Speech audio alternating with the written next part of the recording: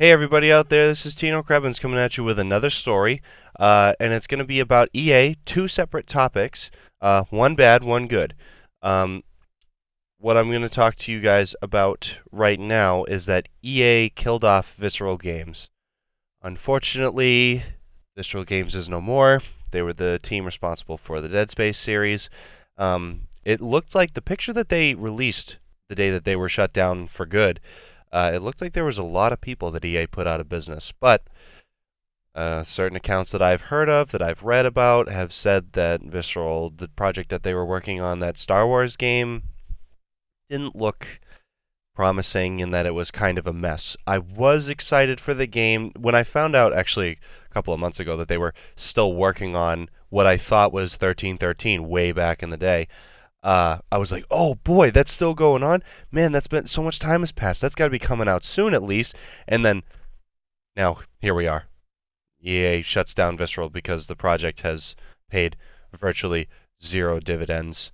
We haven't, honestly, we haven't seen any footage or any release or any tease whatsoever uh, since we saw that original release at EA in 2014, I believe it was.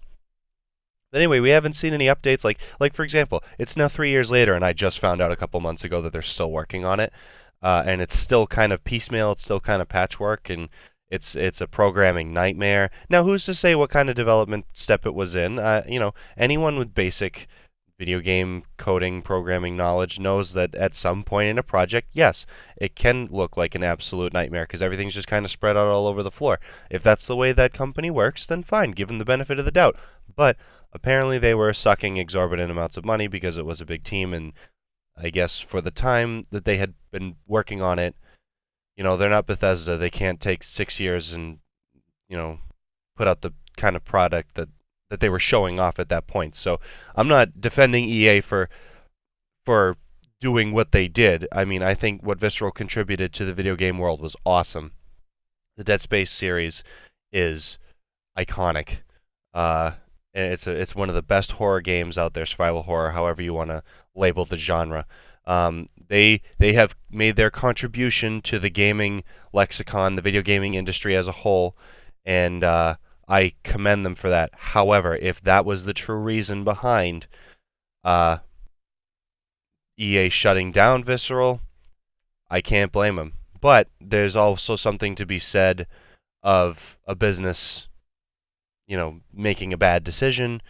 Uh, EA is certainly not starving for money, considering they're coming out with Battlefront 2 soon. I don't know how much money they dumped into that project, but knowing EA as a whole, they are not hurting for money whatsoever. So if someone from EA had told me, "Oh, they were wasting too much money," it's like, really? Then what happened to the studio that was working on Battlefront 1 then? We're not going to talk about how you're sweeping that under the rug, eh? And you just oh yeah, we're fixing all the problems with Battlefront 2. Remember how awesome Battlefront 2 is? And don't worry about Battlefront 1. No, nothing happened to those guys, huh? Hmm. Kind of funny. Kind of funny how that happened. So you stick up for one team because they put out a quality product, and then at the end, so it's almost like someone could speculate if Visceral put out a shitty Star Wars game and then was like, "Oh wait, hang on, that wasn't actually it," and then actually came out with like 1313 and everyone loved it, and then EA was like, "Oh, you just don't do it again or you're fired." Like that's corporate. That's corporate America, and it sucks, but that's just how it is. So, Visceral, thank you for your contribution. I love what you guys have done, and it's sad to see you go, but them's the breaks. That's life. Sorry.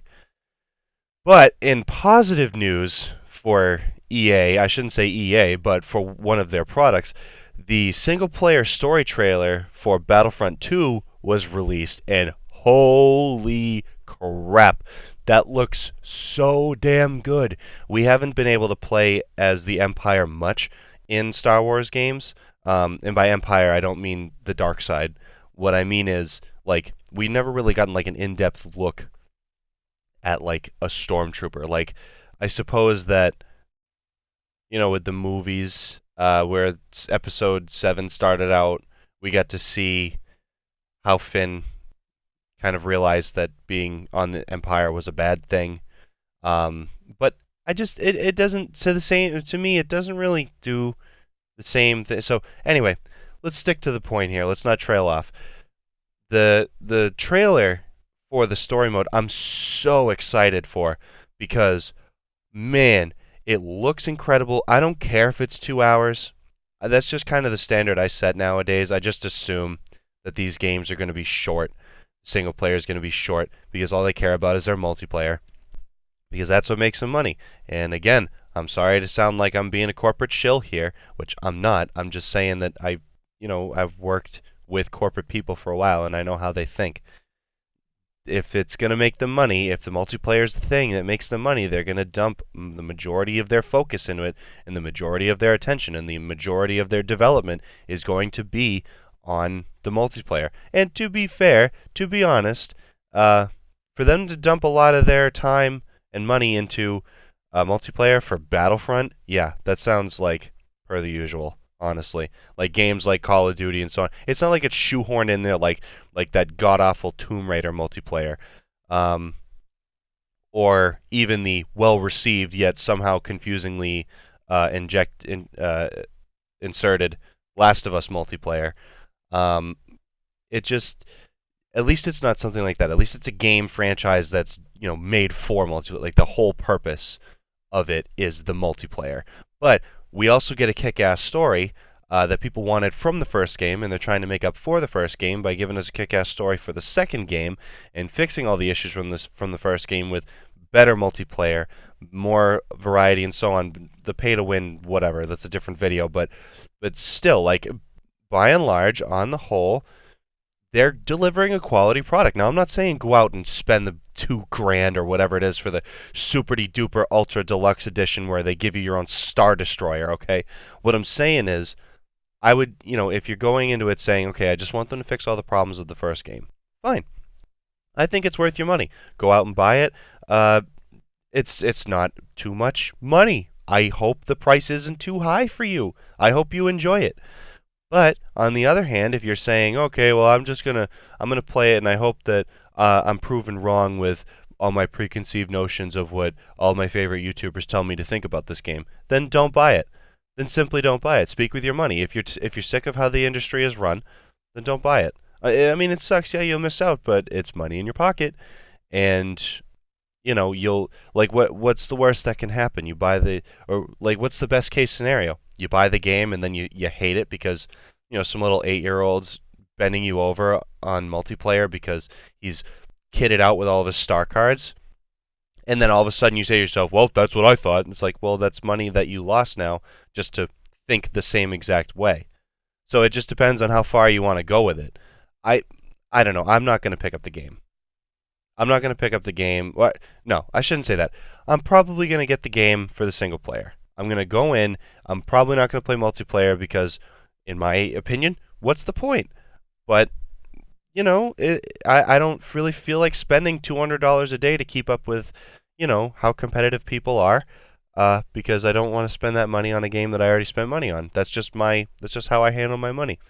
I'd love to know your guys' thoughts on, like, what EA shutting Visceral down is. I want to know how you guys think, like what you guys think about that. And I also want to know what you guys think of, like, is them bringing out the single player a good thing? Are you kind of being skeptical about it because EA in the past giving out lackluster single player just to kind of quote unquote appease the fans hasn't really been great? I personally enjoyed Battlefield 1's single player. I loved the story missions. I thought they were very, very well done. But so I'm remaining hopeful or skeptically optimistic.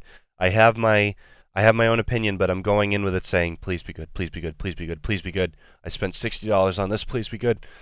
So I just want to know what you guys think. So leave it down and leave your opinions down in the comment section below.